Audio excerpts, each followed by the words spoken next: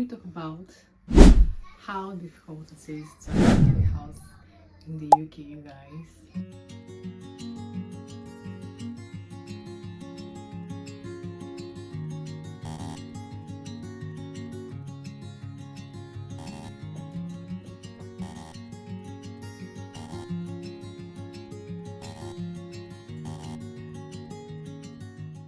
Hi guys, welcome back to the channel. So in today's video I want to talk about our struggle before getting a house in the UK, especially after 3 months of looking for a house. It's not easy. I've watched videos of people talk about how they came in, stayed in Airbnbs for a period of time before they saw a house, and I'm like, wow. In fact, we felt it. I wasn't here, but my husband, who was actually looking for the house, felt it. First and foremost, they're searching for a house when I was in Nigeria. What I did was I was now checking for houses. I actually downloaded the Right Move app and Zoopla, and I was using those apps to check for houses. I would search on Right Move and I would send to him any viewing that I see. I will also go on Google and put like agents in my city, and then I will see their name, see their office name. I'll send to my husband to go check them out, and then he gets booked for it. Some of the bookings he missed, some of the bookings he wasn't called back for, and then there are some he views and they tell you that, oh, you wear this, that, you wear a certain period of time, referees, all that. Or maybe seeing something he likes and then someone else will get back and say someone else has taken, or will be on the waiting list and then they tell us someone else has been picked. That struggle basically. In fact, it took us, wasn't over 2 months or 3 months before we finally got a house. When we were looking for this house, actually had some factors. There were 3 determinants for us. One was proximity to my husband's workplace, because at the time he didn't have a car. Proximity to like schools. It continued. We were viewing houses. Some we viewed and we viewed, and we noticed that some we didn't like the area where the house is or how the house is looking. Some looked quite old and we didn't really like it. And on top of it, it was even expensive because of course we actually had a budget of 1k. Then some of the ones we liked, my husband might be at work and they will call him for the viewing and he'll just miss it, and before he knows it, he calls back and they tell him that, oh, someone else has taken the house, that someone will say the landlord is still considering, and after the end of the day they won't get back to us. And it got to the point where it became frustrating, you guys. We were checking desperately. In fact, we went to one house. Look, that one was looking. In fact, in our desperation, I'm like, even in this desperation, nothing will make me take this house. Nothing. Someone was moving out, and we're supposed to like just come in. Person was going to help speak to the landlord for us. Stuff like that. I'm like, even in my desperation, I'm not gonna take that house because what is this?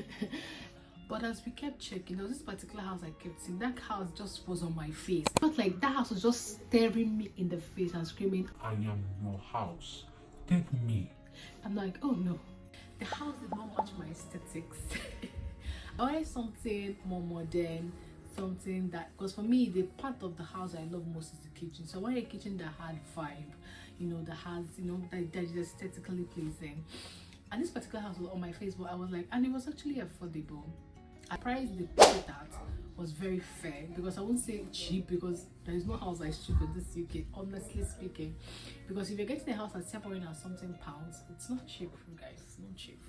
Anyways, we continued away and it felt like it was already becoming disappointing and frustrating.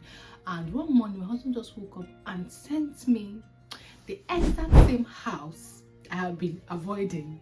I would say that I was just gonna be like, no, this one, no, it's not this, it can't be this one. Immediately he booked it. They were like, oh, are you available? You can come down and see the house. And I was like, you went to view the house, and really, I didn't really like it. I didn't like the house, but we didn't have a choice. It felt like then that was like our last resort, and they didn't even ask for so much. They just gave us like some paper to just fill out.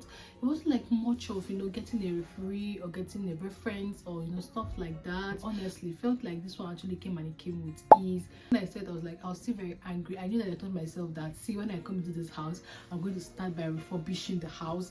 I will do this, I will change the countertop, I will buy slabs for the countertop, I will do this, I will do that. When I finally came, just part of me just loved the house. It felt like it just aligned. When everything is working according to God's will for you, everything will just be aligning. And somehow I realized that I actually just came to actually love that house. And at the end of the day, this is the house myself in. You guys, quite an interesting story. Moral lesson. That thing you keep ignoring, thinking that it is not worth it, does not have value, doesn't match your aesthetics. God. That thing might end up being the one that's going to use to do something in your life. The thing about the house though is that it's actually not a furnished apartment, and we had to make it look the part, you know. So but then a lot actually went in, you know, buying properties, starting afresh.